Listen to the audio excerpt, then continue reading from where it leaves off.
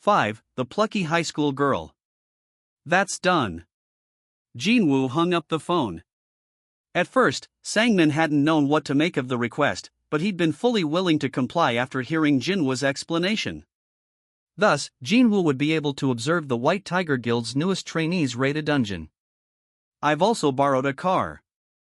Jinho had taken time out of his busy day to bring the van around. He'd apologized for having to head back right away to wherever he'd come from. As Jin-Woo watched him leave, the thought crossed his mind that Jinho was a genuinely commendable person. With that, all the preparations were complete. Jin-Woo currently stood outside the apartment complex of the student in question. It's not far from our place. 2 minutes walk. Just a stone's throw away. He took a look around the block. It was a small neighborhood where old buildings crowded up against one another. Obviously, her family didn't come from money either. He definitely understood why the girl was excited about being a hunter. He'd been there, done that. People like her are always the first casualties. He'd been injured more than a few times. There were even several near-death experiences. If it wasn't for his mother's illness, he wouldn't have taken this job to begin with. A dungeon was a very cruel place for an E-rank hunter. If he just let the girl be, she would regret becoming a hunter, or she might get killed before she had the chance. That's pretty common, unfortunately. Tens of hunters got hurt or worse every day. Jin-Woo couldn't help all of them, nor did he have reason to. They'd each made their own choices. But once he'd heard who she was, he knew he couldn't stand idly by and do nothing. The name was familiar to him. Jin-Woo sensed a presence and looked up to see the little troublemaker walking toward him. Her hair was in a bun, and there was a spark of attitude in her eyes. It was her. Ha! The high schooler blinked at him. What are you doing here, mister? They instantly recognized each other. Small world, indeed. He scratched the side of his head. The high school girl who wanted to be a hunter. She was also the only female member and minor in Jinho's strike squad. She'd been the one Jin-Woo had been worried about working with. Is it okay to work with minors? I consulted an advisor, and there shouldn't be a problem, legally speaking. No one hires minors because of potential issues if there's an incident. Song Yi-han. So many emotions had run through his mind when he heard the homeroom teacher utter her name. To be sure, Jin-Woo had looked into the matter. She'd started skipping school around the same time Jinho's strike squad started doing raids. At this point, it was hard for him to maintain that it was none of his business. He felt some kind of responsibility. He had played a part in giving her false hope by paying her so much money, even though she was still a student. There's one thing I know for sure. He'd be racked with guilt if he ever heard she got killed in a dungeon for whatever reason. There was no need to lose any sleep over her later if he could talk to her now. For that reason, he'd decided to spend some time with her today. It wasn't like it was that hard. What are you doing here?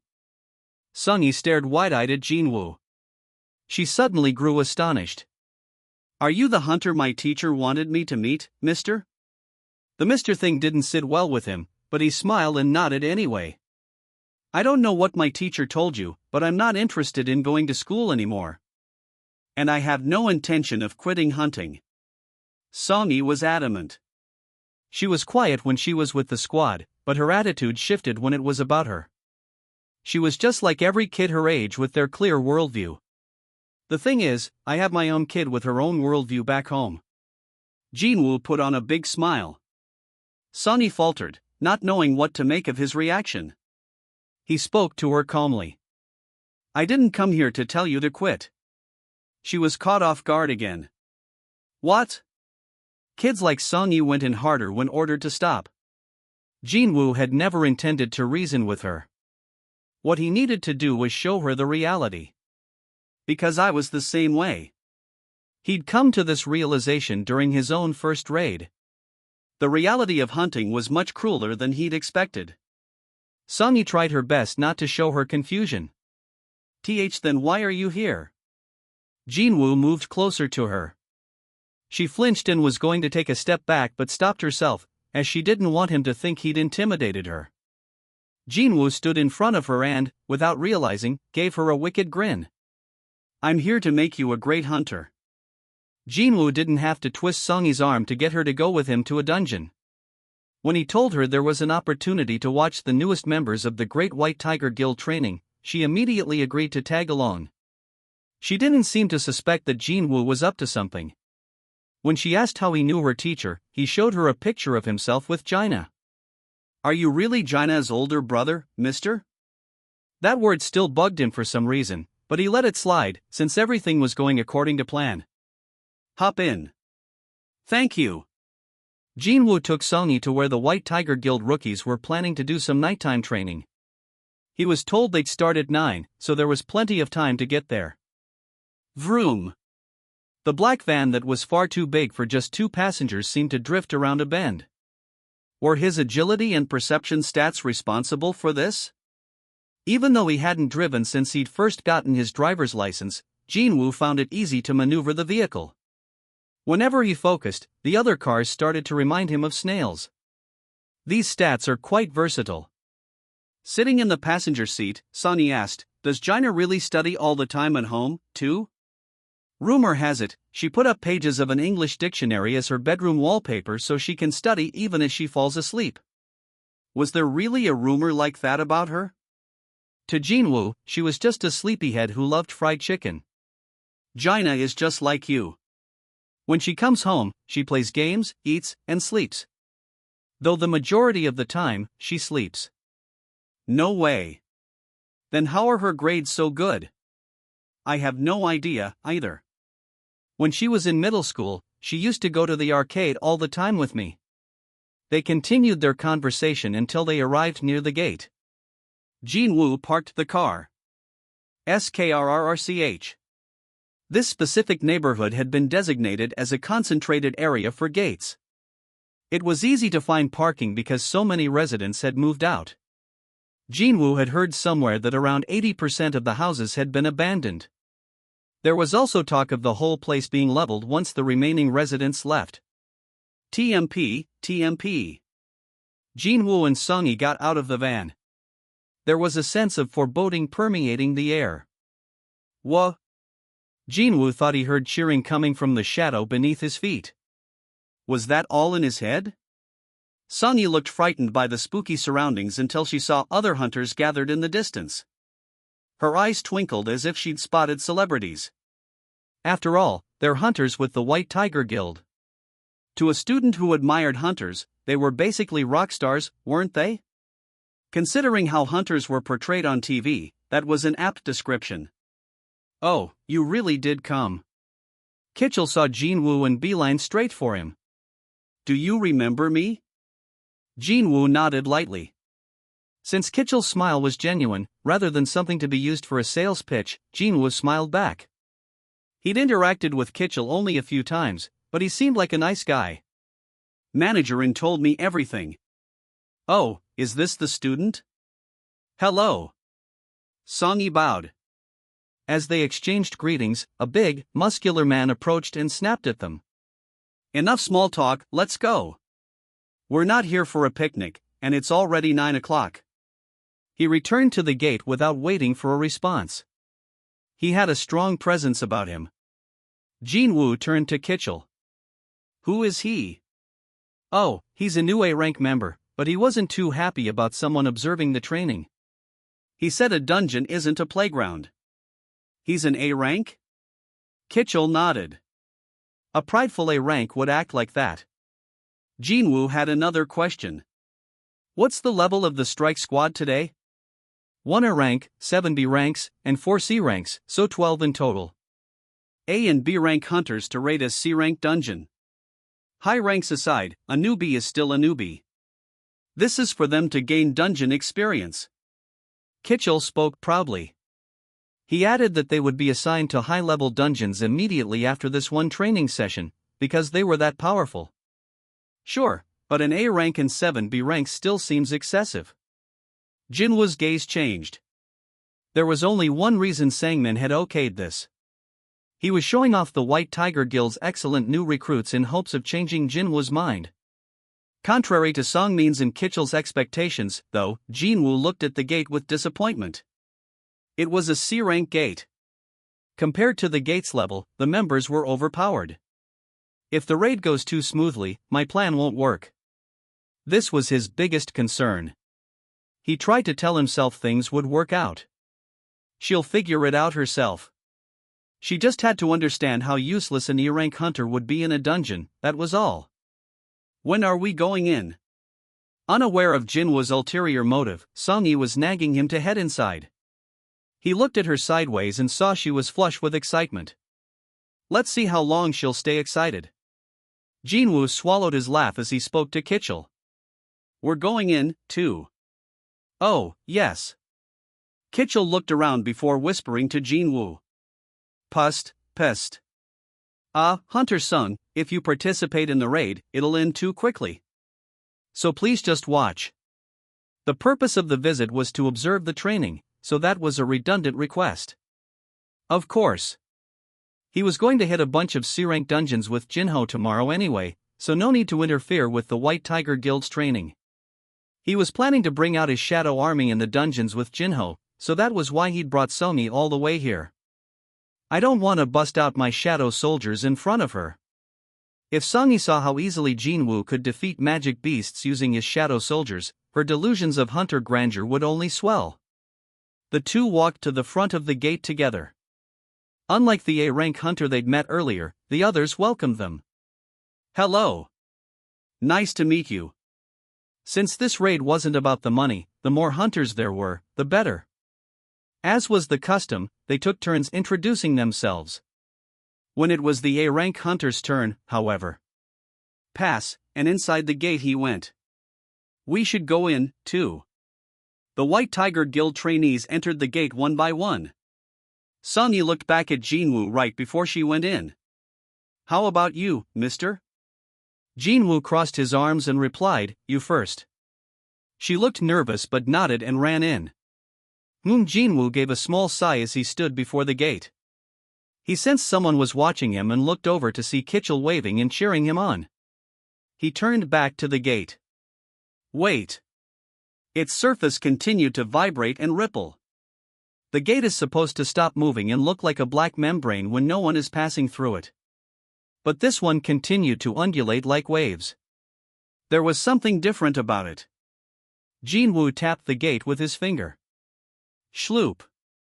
The surface was a sticky goo. It stuck to his finger and stretched like gum as he pulled back. It can't be. Jin-Woo whipped around, and he and Kitchell exchanged urgent looks. Kitchell could also tell that something had gone wrong. Jin-Woo shouted, call your main strike squad now. Before he could say any more, Jin-Woo was sucked into the gate. What was that? Assistant manager? Kitchell ran toward the gate. 3 more White Tiger employees rushed after him. Kitchell stood in front of the gate, looking dumbfounded. No way. The hunters weren't the only newbies. He'd also brought new office staffers for training purposes. Of course, none of them was familiar with this kind of phenomenon. The other staffers looked at Kitchell, the panic clear on their faces. Assistant Manager Hyun. The surface of the gate is turning red. The red color spread outward like someone had spilled a drop of blood on the surface. Kitchell ignored the others and hurriedly made a call. Click. Yes, Kitchell? Sir. It's a red gate.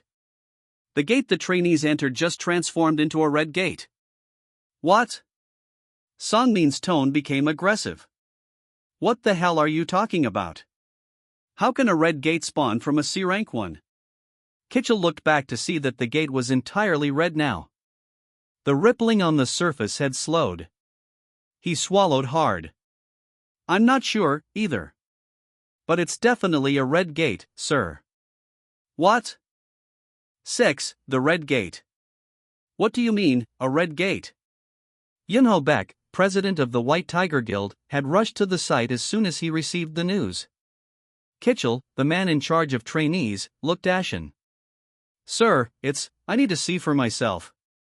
President Baek breezed past the employees in front of the gate, who were standing gravely, as if attending a funeral.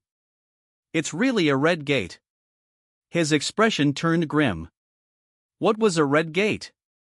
It was a dangerous connection to the other world, which hunters could escape only by either killing the boss or waiting for a dungeon break to occur. Once a hunter went inside, that was it. The red gate would block out all external forces.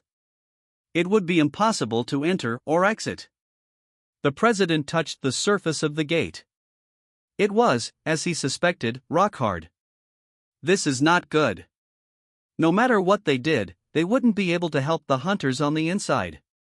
He barked at Kitchell. Wasn't this supposed to be a C-rank gate? It was, sir. Did you have the association confirm? Yes, but they insisted it was a C-rank gate, those sons of bitches. Yunho spat out curses. A red gate could spawn only from higher-ranked dungeons. The portals linked their world to another, so considering how much mana would have been flowing from the gate, it was impossible for it to have been measured as merely a C-rank dungeon. This particular one was at least AB rank. Worst-case scenario, it was an A rank or even higher. And yet the association wouldn't admit they'd messed up? Kitchell asked, Sir, should we measure the gate again with our own mana meter? President Beck shook his head. Red gates are sealed tight, so it'd be impossible to calibrate. There was no way to fine-tune the reading, so it was impossible to determine the actual rank of the problematic gate. Besides, there were more important things to worry about than the rank. How many of our members are inside? 12, sir. How many of them are high-rank hunters? The leader is Hunter Chul Kim, a rank, and with him are 7 B-rank hunters. 1 A-rank and 7 B-rank hunters, the new recruits. Will they be okay? The president shook his head again. Consider them all dead. If they're lucky, 2 or 3 of the A and or B ranks might make it out alive. But only if they were lucky. The odds were not in their favor. The hunters who'd gone in could barely clear a B-rank dungeon of the lowest difficulty. Anything beyond that would be too much for them. Barring any miracles, those trainees had 0 chance of survival. Back looked very worried. Kitchell eyed the president and carefully spoke. One more thing, sir. Another person went in with the new recruits. The president raised his head. What were the chances of it being a high-rank hunter who happened to be passing by and went in with them because he was curious about the training? Miracles could happen. This would truly be a miracle. His voice got louder. Who was it? It's the hunter I'd been keeping an eye on lately, sir. The response came from somewhere behind them. Yunho and Kitchell turned around at the same time to see Sangmin breathing heavily and sweating profusely. Apologies for my tardiness. There was a traffic jam. Sangmin had arrived last, as he lived the farthest away. Sangmin glanced at the red gate. It looked like the entrance to an iron fortress. He felt suffocated just staring at it. But if it's Jin-Woo's Sung Jin-Woo might be the game changer, defying the dire predictions being made here the way he'd defied fate so many times before. That was Songmin's vague hope. Yunho urgently approached him. The hunter you've been personally monitoring, managerin? That's right, sir. Ah, yes. Yunho recalled hearing about this. Thinking about it. He'd heard manager and had been quite busy these days. He'd been aiming for a particular hunter. Manager and had a knack for discovering exceptional talent. Could that hunter be? There was a glimmer of hope. What's his rank? A? Or B? If he was an S-rank hunter, there was no way Yunho wouldn't already know about him. There were barely 10 S-rank hunters in all of Korea. But Sangmin shook his head. Oh my god. Baek's face began to relax. Then an S-rank hunter went in there? Sangmin replied calmly. No, sir, he's an E-rank. Baek looked like he'd swallowed a lemon. Jin-Woo was taken aback. Does this gate lead to the other world? This was his first time experiencing it for himself, but he'd read about other people's experiences online. They all described it as feeling like they were sucked into the gate. Jin-Woo thought it was an apt way to put it. Once inside, he was surrounded by darkness, and it felt like he was sliding somewhere unknown. Ha! When he opened his eyes, he found himself standing in the middle of a snow-covered forest. Where are we? This isn't the inside of the dungeon, is it? The gate is gone. The hunters couldn't hide their bewilderment as they looked around. While everyone else was dumbstruck, Jin-Woo narrowed his eyes and scanned the area. I don't sense anything out of the ordinary. Thanks to his training from the system, he was able to keep calm despite being thrust into a strange environment. The first thing he noted were the trees. They were coniferous, rarely found in Korea, and grouped together tightly as they stretched up to the sky. He noted that the snow atop the trees could be dangerous if it fell, before looking back down and making eye contact with someone. It was Chul Kim, the A-rank hunter who, like Jin-Woo, was also warily scanning the area. They sized each other up and eventually turned away. In the meantime, Sunny had come over to Jin-Woo and was tugging at his clothes. Something went wrong, right? She was frightened, and her attitude and fake confidence were nowhere to be found. Jin-Woo suddenly reached for her face. This startled Sunny. Tup. Jin-Woo snatched an arrow out of the air, and it quivered as if angry that it had missed its target, which would have been right between Sunny's eyes. Ah! Her face went pale as soon as she realized what had just happened. A scream erupted from elsewhere. Eek! Arg! Whump! A male hunter struck in the forehead by an arrow fell to the ground. Blood spilled over his eyes and out of his mouth. Some of the hunters began sobbing. The arrow had been shot simultaneously with the one aimed at Songi. Thanks to this, no one else had seen Jin-Woo catch the arrow mid-flight. Over there! It's those bastards! One of the B-rank hunters motioned to the top of a tree quite a distance from where they were. Before he even pointed it out, Jin-Woo's and Chul's eyes were already trained on the spot. 2 people were standing there. 2 people. Or should I say 2 creatures? They had white hair and skin, with silver eyes. Their kind also had a unique feature, pointy ears. These magic beasts were well known for their beauty and rarity, as well as the fact that they could be encountered only in higher-level dungeons. Ice elves. Otherwise known as ice slayers. People who had never run into them referred to them as ice elves, but anyone who'd ever fought them called them ice slayers. The latter group often added that a pretty name like elf didn't suit the bastards.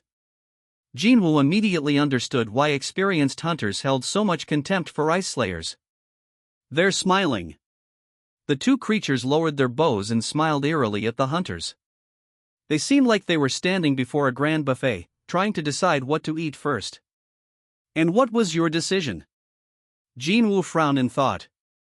One arrow had been aimed to the group's far left and the other to the far right. That was not random. The hunter struck down by the arrow was a man in his 30s who had awakened as a C rank not too long ago. Other than Songi, he was the weakest of the bunch.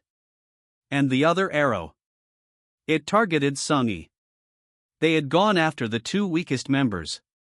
If it wasn't for the system, I'd be the one with an arrow in my head.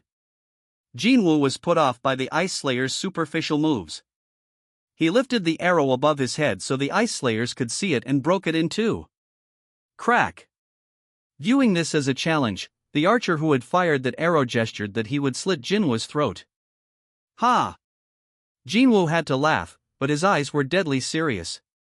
I'm going to kill you with my own hands. Jin-Woo responded to the threat with an icy glare. Soon, the Ice Slayers disappeared down the tree. Guess that was the welcoming party. Finally, Chul spoke up.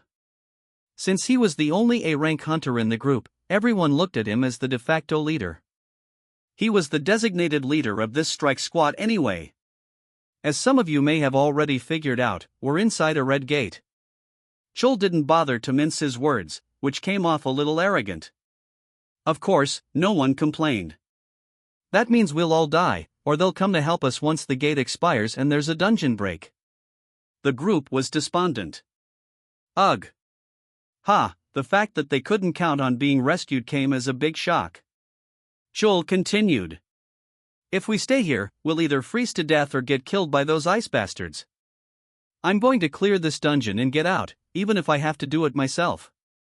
Will anyone join me? People tended to trust Chul because of his wide shoulders and strong gaze. The hunters exchanged looks before deciding to go with him.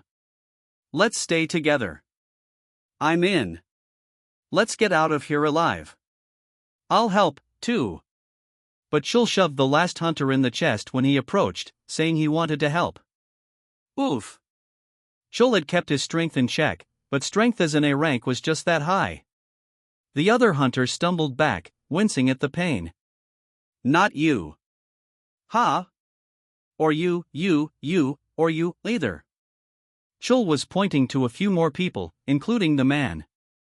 Jin-Woo and Song were among the ones he indicated. Jin-Woo's eyebrow twitched. He had singled out 5 hunters in total. All were C rank or lower. Sorry, but I can't have you tagging along. What do you mean? Do you know anything about red gates? The other man shook his head. 1 hour outside the gate is a whole day in here. Worst case scenario, it'll be several months in here before a dungeon break or I defeat the boss. I don't need the excess baggage. We're just baggage to you? The hunters singled out by Chul were pissed, but they all went quiet when he glowered at them. He spoke as if he were doing them a favor. Don't get too upset. If you can stay alive until we kill the boss, then everyone gets to go home. But still, the rejected hunters turned desperately to the ones Chul was taking with him, but none of them did anything. They were too busy avoiding eye contact. That was when. Excuse me. A female B-rank hunter on Chul's team raised her hand. When Chul looked at her, she pointed at Jin-Woo. Can I switch to their side? Up to you. She walked over to Jin-Woo without a moment's hesitation. Chul looked back and forth between her and Jin-Woo and then sneered. Since we have a spot available, I'll take one more. Me. The male hunter who had been shoved by Chul quickly ran forward before changing his mind. That was a normal reaction Jin-Woo could understand. This woman is weird. He looked over at her suspiciously. The female hunter met his gaze and whispered quietly to him. That Chul guy didn't even see those arrows coming. Even if a person was a high-rank hunter, it didn't mean all their stats were equally high. Even an A-rank hunter could have low agility. Since Jin-Woo understood the concept of stats, her comment didn't strike him as anything strange. Yeah, so? She grinned from ear to ear. You're not E-rank, are you? Outside the red gate, President Beck's expression was dark. Even though Sangmin had briefed him about Jin-Woo, he still felt uneasy. This is only speculation? That's right, sir. Sangmin had to admit it. Nothing had been definitively proven about Jin-Woo. If the president personally met Hunter Sung, he'd understand. There was something about Jin-Woo that was different. Sangmin was frustrated by his inability to explain himself. Yunho turned back to the gate. Then we only have Chul to rely on, just then. This shouldn't be a problem for Chul. One more person joined their group. All 3 turned toward the newcomer. It was Sung Jin-Woo, the department manager of the first administration team. He spoke confidently. I've thoroughly trained Hunter Kim to be prepared for every possible contingency. Ordinarily, the second administration team was in charge of training new hunters, but the first administration team had jurisdiction over training awakened beings who were a rank or higher. Those selected for the elite strike squad took a different route. Sun Chen's confidence allowed the president's features to smooth slightly. How were Chul's results? Excellent, sir. His combat abilities alone were as good as the current members of the elite strike squad. Really? Yunho finally had his smile back. Chul was an A-rank hunter and the type of talent who stood out among his peers. Perhaps he could successfully lead the B-rank hunters and clear the dungeon. Casualties among the C-rank hunters were to be expected, but the survival of the high-rank hunters was more important to the White Tiger Guild. Fortunately, Chul seems to be among the best of the best. The flame of hope, once dead, now sparked again. After managing to reassure the president, Sung-chan now raised an eyebrow at Sang-min. You were saying something about an E-rank hunter who has potentially reawakened. He scoffed at the idea. Our man Chul is much more reliable than some hunter we can't really count on. Sang-min clenched his jaw at the condescension, but he didn't see a need to raise his voice or get angry. We'll see who's right in the end. All four men turned in unison toward the red gate, where their hunters were being held captive. Who? The crimson color of the gate seemed even more ominous today. You? You're not E-rank, are you? It was a daring question. Jin-Woo replied, then let me also ask you something. Sure. He looked toward Chul and the hunters gathered around him. They were discussing strategy before heading out. How are you rookies so calm, considering the situation? The first thing trainees are taught is to expect the unexpected in a dungeon. Anything could happen in a dungeon. Jin-Woo knew this better than anyone here. We've all been trained well, especially that guy Chul. He was being groomed for the White Tigers' elite strike squad. Their training kept their fear in check. Jin-Woo thought this was absolutely absurd and realized with a start that they were no different from Song-yi. She claimed they were prepared, but were they really? They could brag about their training all they liked, but they had no idea how terrifying dungeons could actually be. Knowing something and experiencing something are two very different things. A dungeon could easily shake one's confidence, and all it would take was a small crack for everything to fall apart. It took time to build up a wall but only seconds to break it down. Jin-Woo could predict what was in store for Chul's team. They looked tough on the outside, but they were beginners nonetheless. You still haven't answered me. Excuse me? Jin-Woo looked to the woman. I asked you a question. About whether he was an E-rank. She was more tenacious than he thought. Why do I have to answer you? He was blunt, but in her mind, Heejin Park considered it a victory. She'd been around the block enough times to know what his reaction meant. He was self-assured. I knew I wasn't seeing things. And there was another reason she was sure about him. While training with the White Tiger Guild, she had witnessed how a lot of high-rank hunters moved. But Jin-Woo's hand earlier. She had never seen anyone move as fast as he did. I was barely able to make out what happened with my own eyes. She was an athlete who had awakened as a combat hunter, so she was confident with what she could do physically. Heejin's eyes sparkled. This man is at least A-rank. No, maybe even. She asked again to try and extract the answer she wanted. Come on. Can't you please just tell me? It's none of your business. That was enough small talk. Jin-Woo turned away. He was done with the third degree, and anyway, Chul was approaching them. Chul and Jin-Woo looked each other over. We're going. Chul's voice was very deep and gravelly, so he sounded threatening no matter what his intentions were down that path. He wasn't simply reporting his team's itinerary. His expression made it clear he was asking Jin-Woo what his plan was, as well as issuing a veiled threat to not follow them. Jin-Woo had a look around before turning back to him. We'll be going toward the forest. Good luck. Chul's team was the one that would need luck, but Jin-Woo kept his thoughts to himself. You too. Jin-Woo's team started heading into the forest. As soon as they were out of his line of sight, Chul burst out laughing. Morons. Pardon? Look over there. Chul uncrossed his arms and gestured at the trees. Everywhere he pointed, there were claw marks on the trunks, clearly made by some large animal. Those are bears. Ice bears. Among animal-type magic beasts, bear-like magic beasts were especially dangerous.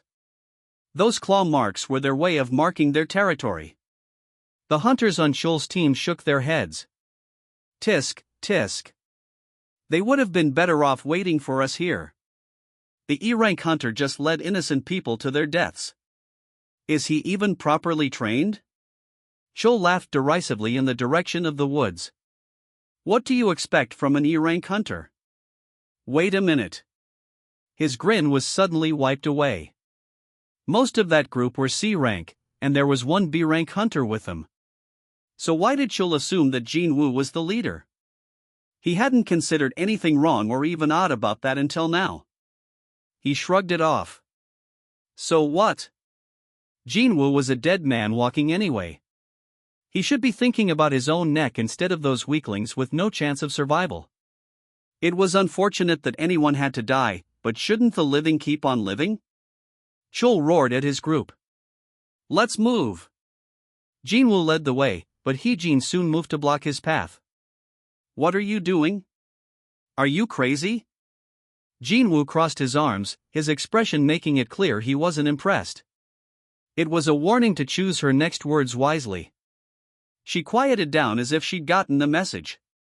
I'm sorry, but I really need to say this. Hee-jin pointed at one of the nearby trees. Do you see that? There were huge claw marks gouged into a tree trunk. And there. And over there, too. It was difficult to find a tree without any claw marks or significant damage. Those are all signs of bears marking this whole place as their territory. This forest is filled with bear-type magic beasts. Dogs and monkeys are weaker than tigers or lions. Magic beasts worked the same way. Tiger or lion-type magic beasts were more powerful than dog or monkey-type magic beasts. So what about bears? Bears, especially polar bears, were among the strongest carnivorous animals around. Jinwoo's team had walked right into the territory of magic beasts reminiscent of that terrifying animal. No wonder she was so heated. We need to turn back right now. Before the magic beasts come after us. TSK, Jin-Woo clicked his tongue. What? Hee-jin had expected Jin-Woo to react either by getting mad, being shocked, or accepting the facts. All her guesses were wrong, though. She was giving him solid advice, yet he regarded her as if she were an idiot. Why? Why is he looking at me like that? Hee-jin's face turned red from embarrassment. What? Her voice had risen again. Jin-Woo sighed before explaining. It's hard to find an unmarked tree, which means there's more than one or two ice bears here. That's why we need to go BA, that's why we're going into the forest. What?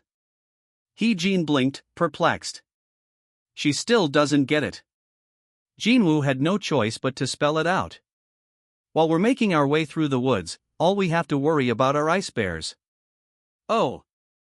She finally understood what he was trying to say. The presence of so many ice bears meant that there were no predators stronger than them in this forest, which in turn meant they didn't have to worry about coming across more powerful magic beasts. Why didn't I think of that? She felt embarrassed about her outburst.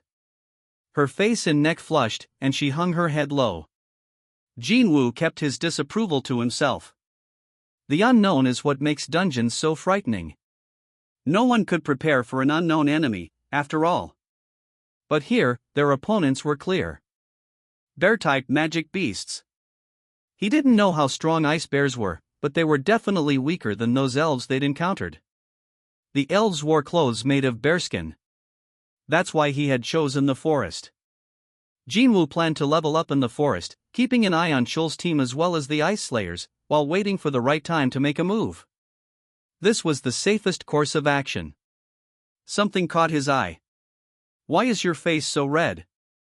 Hee-jin's face was abnormally beet-colored.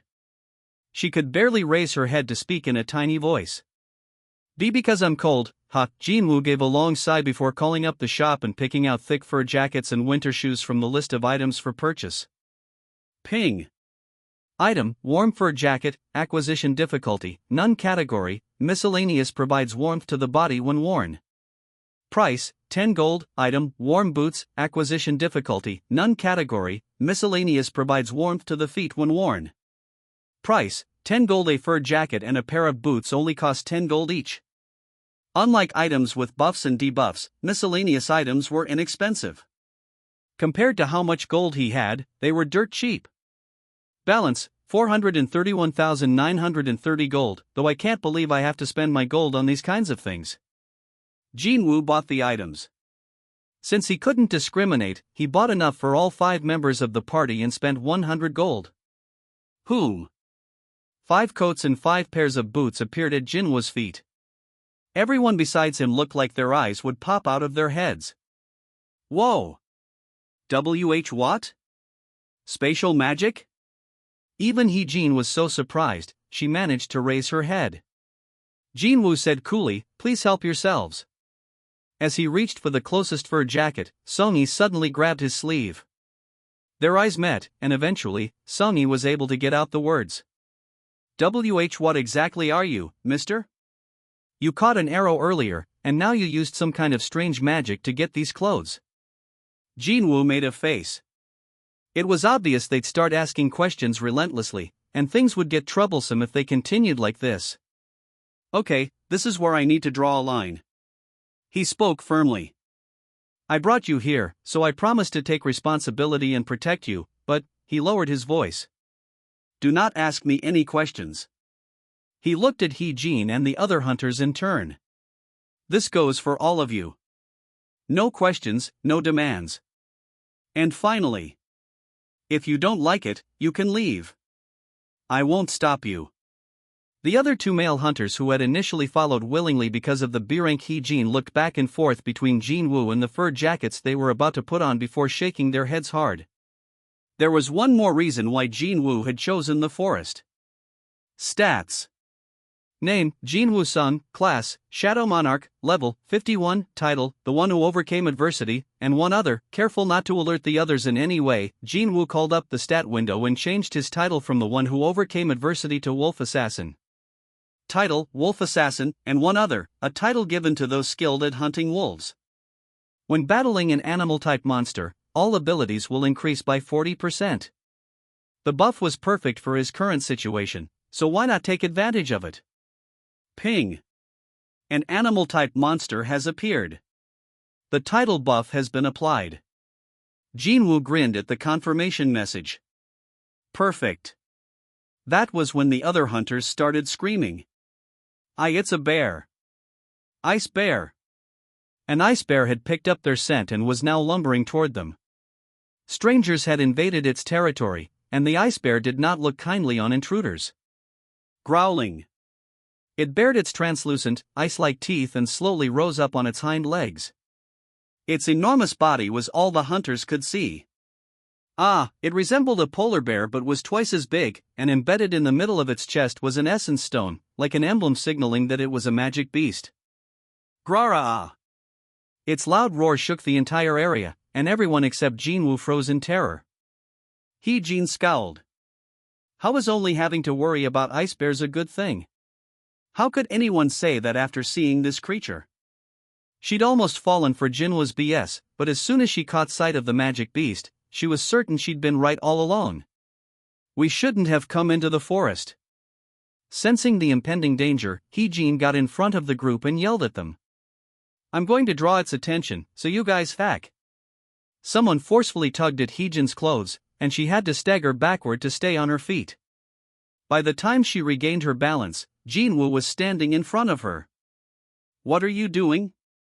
Jinwoo stabbed his finger at her. Listen to me loud and clear. I'll deal with the magic beasts. He didn't want to lose out on any experience points. These teddy bears were going to help him level up before he had to deal with the real enemies, the Ice Slayers. What? Hee-jin couldn't hide her exasperation. He pulled me back just so he could kill the magic beasts by himself? The 2 mage hunters also stopped casting, completely dumbfounded. I don't care how strong you think you are, that is a magic beast in a high-ranked dungeon. Ignoring Hee-jin's irate voice coming from behind him, Jinwoo walked toward the bear. If I use a dagger, it would get too messy with blood spraying all over the place. He'd pulled his daggers out of reflex, but he put them back into his inventory. He clenched his fists instead. I was only supposed to observe, but I'm sure they'll understand, since this is an emergency situation. Jinwoo locked eyes with the ice bear. Groar! Despite being as thick as a telephone pole, the ice bear's foreleg was lightning quick. Shwick! But all it struck was air. It's huge but also fast. Jinwoo understood why these creatures were infamous as he leaped above it. Still, All his leveling up had not been in vain. Before the bear could raise its head, Jin-Woo struck down on its forehead with all his might. Wham! The bear's head slammed into the ground. With its skull smashed in and its long tongue trailing out the side of its mouth, it lay there lifeless. You have leveled up. There it was. Jin-Woo had expected to level up this time around, so it was a good thing he'd stopped He-Jin. What in the world are you? Jin-Woo turned around at that shaky voice and took in the faces of the four speechless hunters. Jin-Woo exhaled. I told them no questions in advance exactly because I wanted to avoid this. But temporary memory loss during a shocking experience was to be expected. Jin-Woo had no choice but to repeat himself forcefully. I said no questions. If you don't like my way, the exit, Jin-Woo pointed in the direction Chul's team had gone, is back there. He-Jin had gotten herself together in the meantime. I just saw how you killed that bear. Do you really think I'd leave you now? She was overwhelmed. She'd gone with her gut in choosing Jin-Woo over Chul, thinking he was the better choice, but only now did she realize she'd hit the nail on the head. He-Jin had a good sense for self-preservation, so her decision had come quickly. She knew the smartest thing to do would be to follow Jin-Woo if she wanted to get out of there alive. Just in case he was thinking of abandoning them, she frantically said, "Please be our party leader, Jin-Woo. We'll do whatever you say." I did say no demands, but... He thought about it for a second, then readily agreed. Thinking ahead, he realized this might be a convenient arrangement. He-Jin looked back at the others. Since Sung had arrived with Jin-Woo, He-Jin didn't need to ask her opinion on the matter, but that left two people. You're good with this, right? With all eyes on them, the two hunters glanced between the ice bear's carcass and Jin-Woo, then nodded vigorously. Outside the red gate, Kitchell checked his watch while wiping the cold sweat from his forehead with a handkerchief. President Beck turned to him. How long has it been? About 3 hours, sir. 3 hours? That means 3 days have already passed inside the dungeon. President Beck's voice was heavy. Among the four of them, he was the only one with first-hand experience being on the other side of a red gate. He was Yunho Beck, one of the S-rank hunters who represented Korea. But even for him, a red gate wasn't easy to deal with. Yunho recalled his memories of that time with mixed feelings. The scariest part of a red gate is that you never know what'll be on the other side. S-rank hunters rarely spoke of their experiences inside a red gate, so Sangmin, Sungchan, and Kitchell were completely focused on him. The president continued. The place beyond the gate could be a desert with temperatures of over 60 degrees Celsius, the heart of a jungle filled with poisonous snakes and insects, or a snowy landscape so cold that you could lose your toes to frostbite. Gulp. The three listeners were hanging on to his every word. As you enter, you have no idea whether it's a red gate, so what preparations could you possibly make? Which is precisely what had happened today.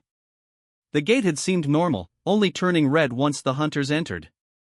Your skin burns from the heat of the sun, poisonous insects relentlessly attack you at all hours, the cold rots your flesh. That's how the weakest in the group start dying off. Oh my goodness, Kitchell whispered in disbelief. And in that unforgiving environment, you have to fight magic beasts. Just listening to Yunho, the other three could feel how hopeless the situation was. However, he had more to add. But let's say you're able to adapt to this new environment. Now you have to find food. They'd have to find enough nourishment for a minimum of a few weeks, possibly up to several months. That was no easy task. Between the starvation and the grueling environment, the only thing you can trust is a mana compass. A mana compass pointed the user towards strong sources of mana.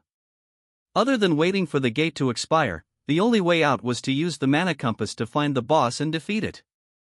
Think about enduring in a place where all your hopes lie solely on the needle of a compass for several days, weeks, or months. That would drive anyone insane. The three men nodded. If ordinary people like themselves fell into that kind of environment, they wouldn't last a day even without the threat of a magic beast. We established that 3 days have passed, right? Yes, sir. Yunho's face fell at Kitchell's response. It's likely that all the C and lower rank hunters are already dead. Chul was an excellent A rank, but even for him, it'd be impossible to protect the entire team. If only they had an S-rank hunter with them. And yet, at this point, we have to pray for the safe return of the high-rank hunters. This was his conclusion based on personal experience. In the president's mind, the low-rank hunters were as good as gone. Dinner time. A big chunk of meat was roasting nicely on a campfire. Bear meat's a little tough, but it's not bad, eh? Would you like some more? Oh, thank you. Myung-hwan Ko sliced off some well-done ice bear meat and put it on the plate held out by Ki-jung-yoon. They were the two C-rank hunters on Jinwoo's team. Hee-jin and Sonny were also enjoying the food, though not as much as the other two. Hee-jin, could you pass me the pepper? Some salt, too? No thanks. Everyone had adapted to living in the dungeon. They had a campfire, blankets, and even a tent. They didn't need much else, and it all felt almost cozy. Myung-hwan surveyed the area before speaking up. Have you noticed that the bear attacks have decreased lately? Hee-jin answered. It's probably because the captain is single-handedly making them an endangered species. Yeah, it's like they're mortal enemies or something. He gets this crazed look in his eyes whenever he fights a bear. It's kinda scary. Somewhere along the way, they'd started referring to Jin-Woo as captain. Hee-jin suddenly noticed his absence and craned her neck to try to spot him. Speaking of our captain, where did he go? Ki-jung raised his head from where he'd been shoveling food into his mouth. He took off a while ago, saying he wanted to explore the area. Ha! Hee-jin shook her head in wonder. He just wanders around as he pleases. Doesn't he get scared? Ki-jung grinned. He can take care of himself. Myung-hwan snorted. You're right. He can kill a freaking ice bear with his bare hands. He considered for a bit before continuing. So, since we're on the topic, what rank would you have to be before you're able to kill a massive beast like that with your bare hands? Everyone fell silent. They were all equally curious, but no one dared answer that question for fear of getting kicked off the team. Let's just finish eating. Everyone nodded in agreement with Hee-jin. Jin-Woo emerged from some bushes as he explored the forest. It's here somewhere. He'd sensed the presence of a group of ice bears nearby. Instead of waiting for them to attack, he had started tracking the beasts last night. He'd come to the realization a while ago that they were all attacking from the same direction. Jinwoo's search continued until his eyes lit up. Gotcha.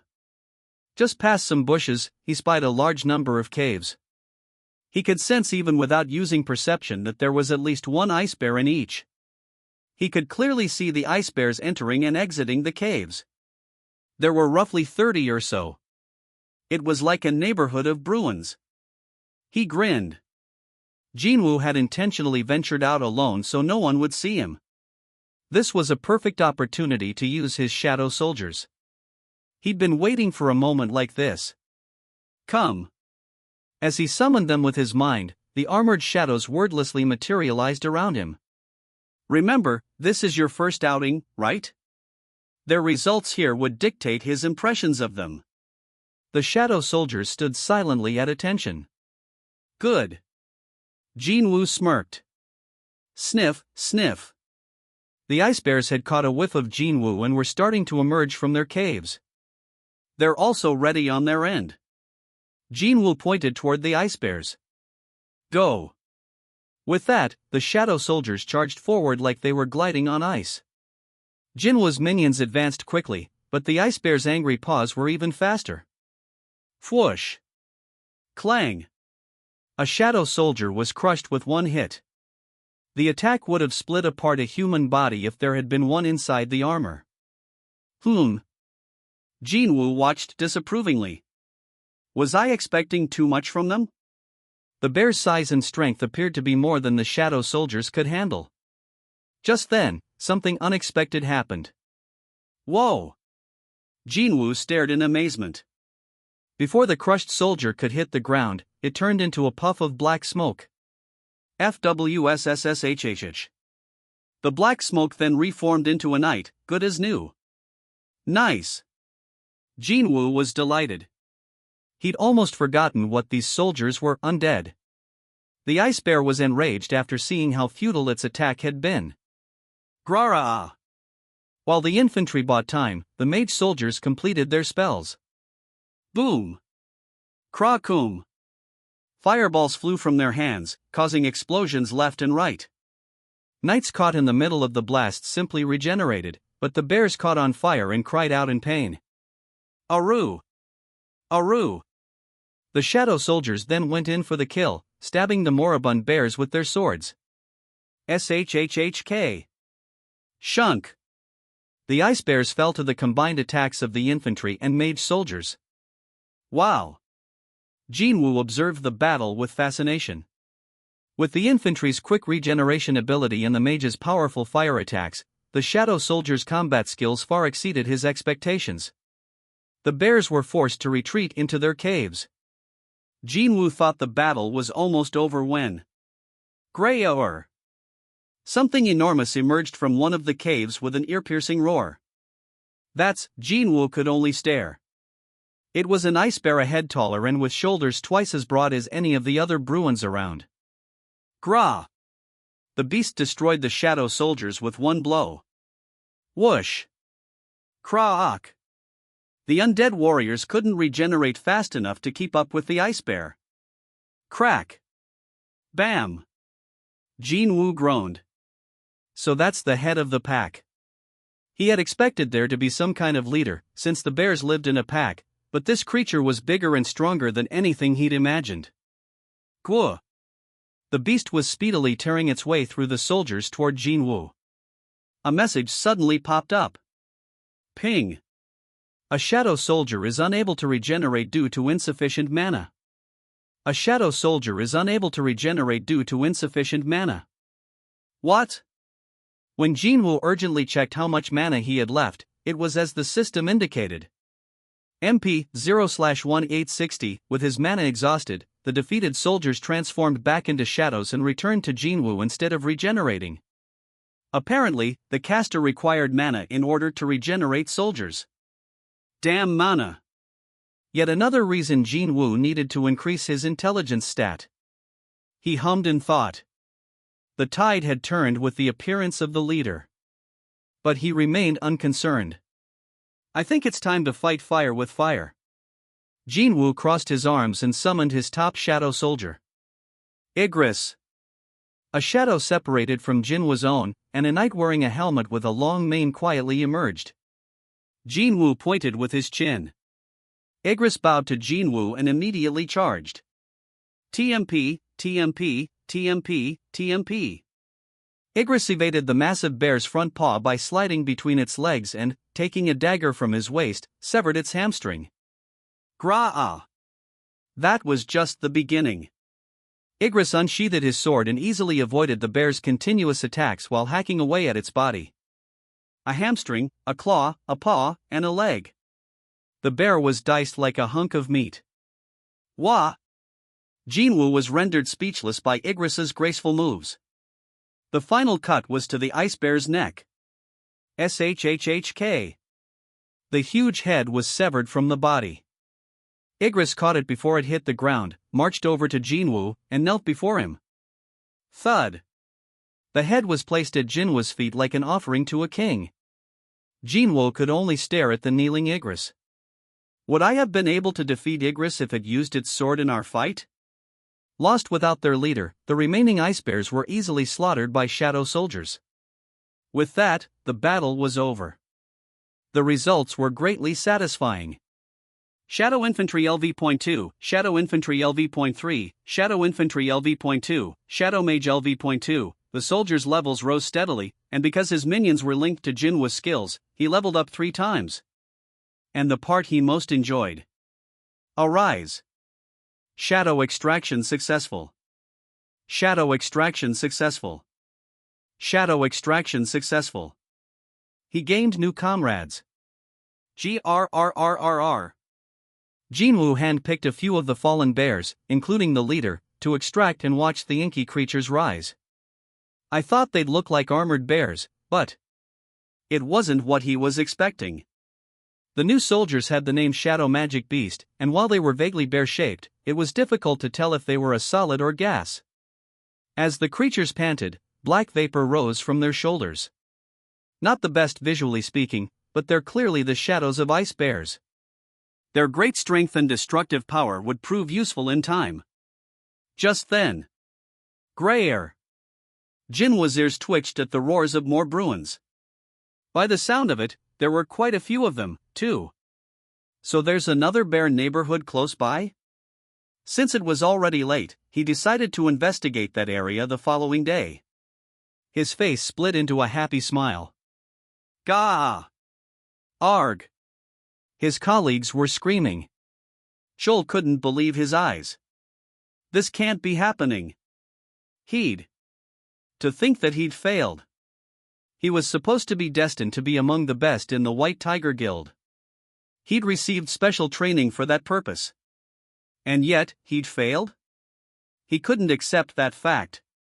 His party had fought against a horde of Yetis even as they struggled against hypothermia and hunger. Next, they'd run into frost giants. They'd lost 2 teammates, but they had won. It appeared as though the raid was going well. However, as soon as they finished their bout with the frost giants, they were attacked from behind by the ice slayers. Those evil bastards had been watching and lying in wait for when the party's stamina was depleted. What came next was a massacre. Hunters were eliminated in a flash. B-boss. A collapsed hunter held his bloody hand out for help. Chul stumbled backward as an ice slayer suddenly leaped onto the hunter's back and slit his throat. Gack! Looking up from the gash, the ice slayer gave him a serene smile. Chul screamed. Ah! Eewa! He ran into the forest without looking back. Ice bears in the forest?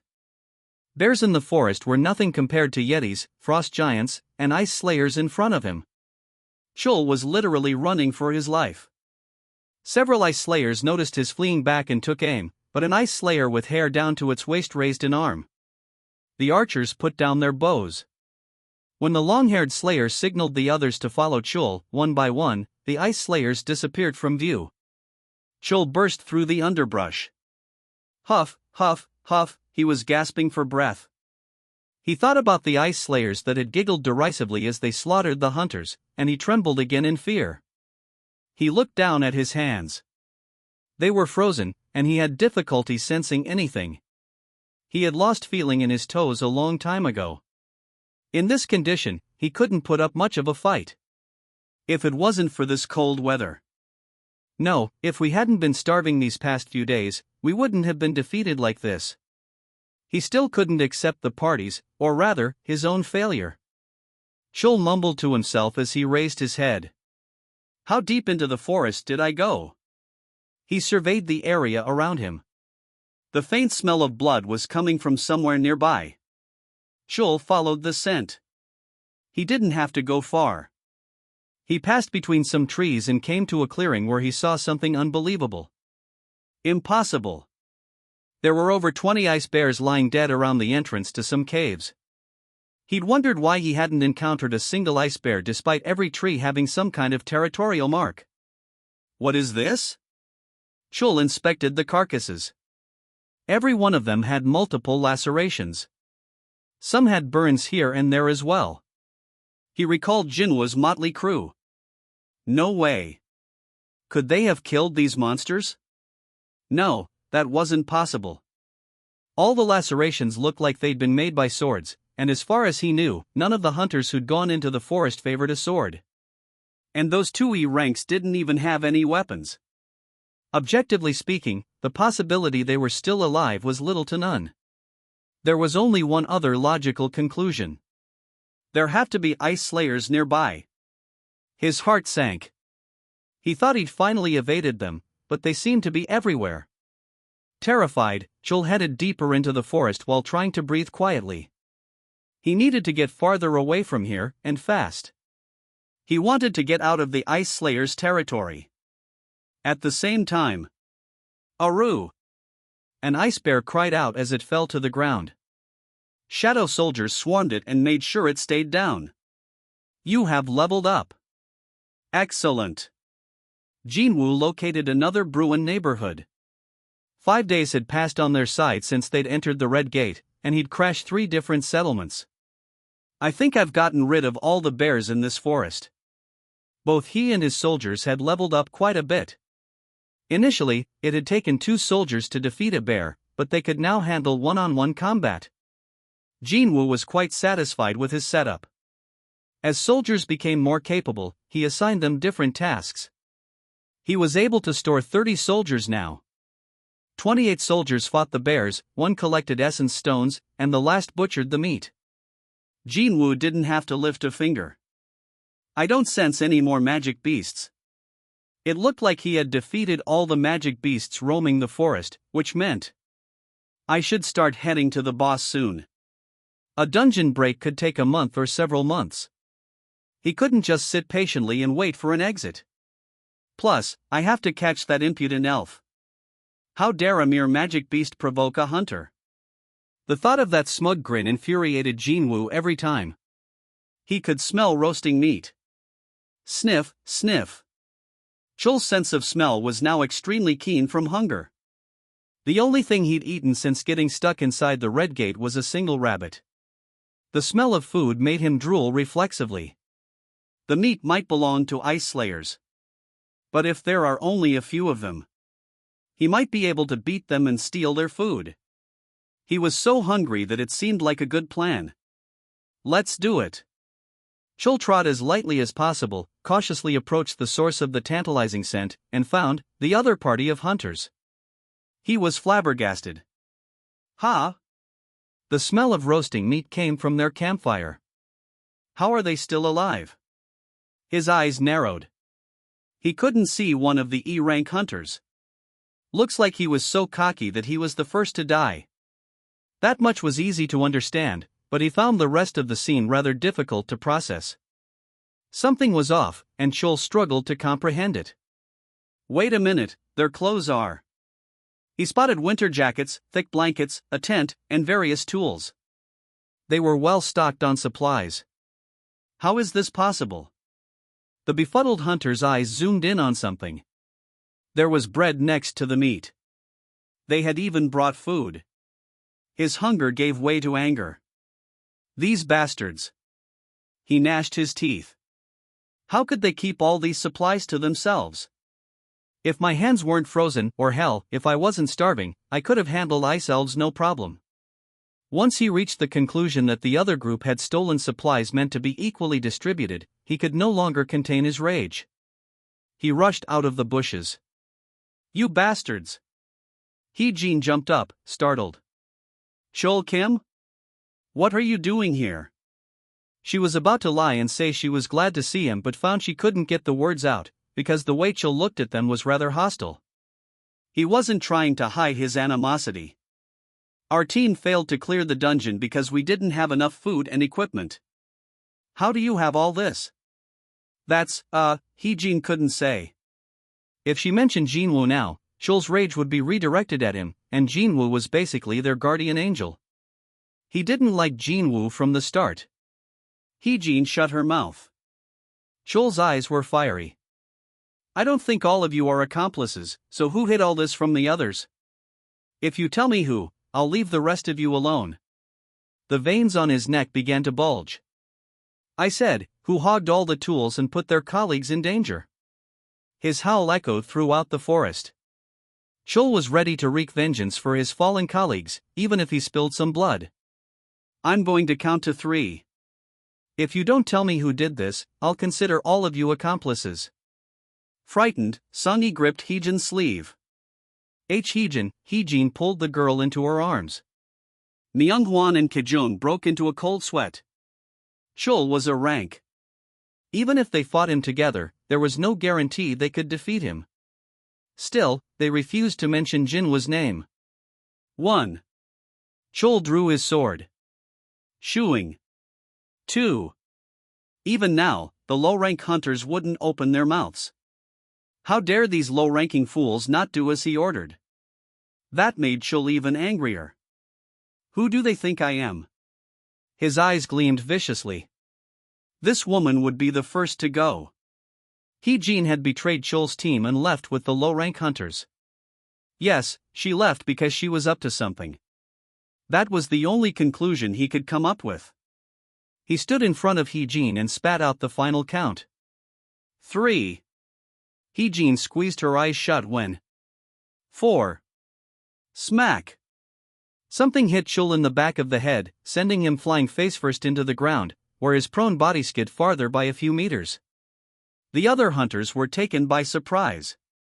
Captain. Jin-Woo had smacked Chul's head so hard that steam rose from his palm. He was dumbfounded. What kind of nonsense is he spouting? Who put whom in danger?